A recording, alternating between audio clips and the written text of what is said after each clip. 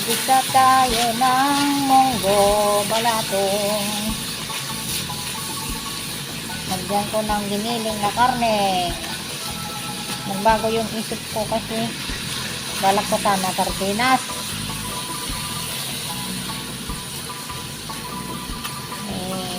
Ito na lang.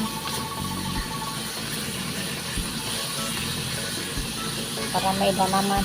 Kasi last time sardinas. So, bawang lang guys. Ano ko. Ginamit ko. Bawang slice. Tapos meron din dito bawang na yung dry. Ang ganito. Mabango yung last kong ilagay.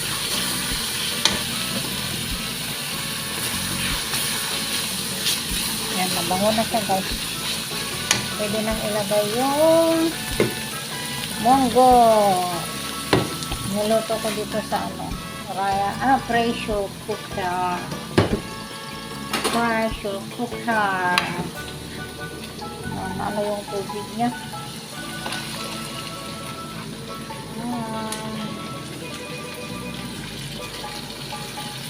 Hinaan natin yung apoy para kasi dami pala yung isang supot. Maliit lang na supot. Dami. Bubusog na naman ako nito. Merong matitira, ilagay ko sa ref. Pwede mo namin bukas. Ayan. Alam nyo kasi dito, pag kumain sila ng munggo, matamis. Dessert. Nasanay naman ako sa Filipino food. Ganun talaga ang buhay. Lagyan ng tubig para hindi kuha ko ng tubig guys. Tubig na mainit dito sa amin.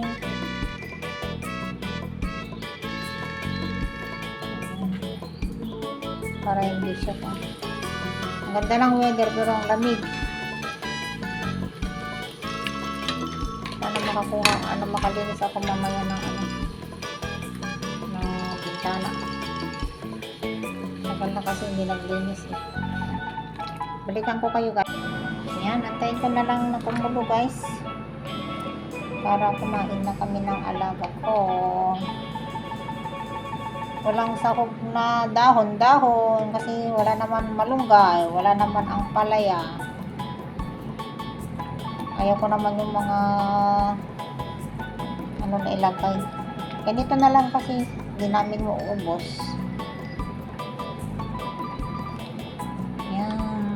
Tayin kong kumulo. Ilagay ko itong bawang na dinikdik. Yan. Dried bawang na dinikdik. Para mabango. Tapos may sili. Pero iwas na ako guys sa spicy. Sumasakit yung sikmura ko kapag nakain ako ng spicy.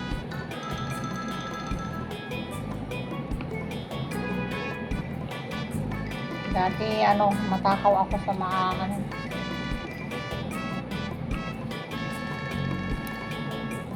Masarap kasi pagka malamig yung maanghang. Yan, kumulo na. Ready na. Yummy na guys. Ito ang gamitin ko para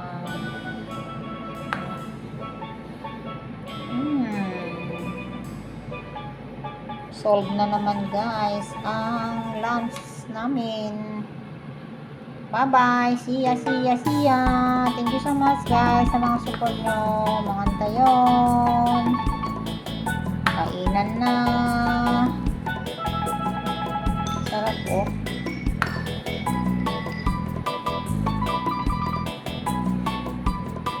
Yan. Jaran-jaran na. Kainan. Bye-bye. See ya, see ya, see ya.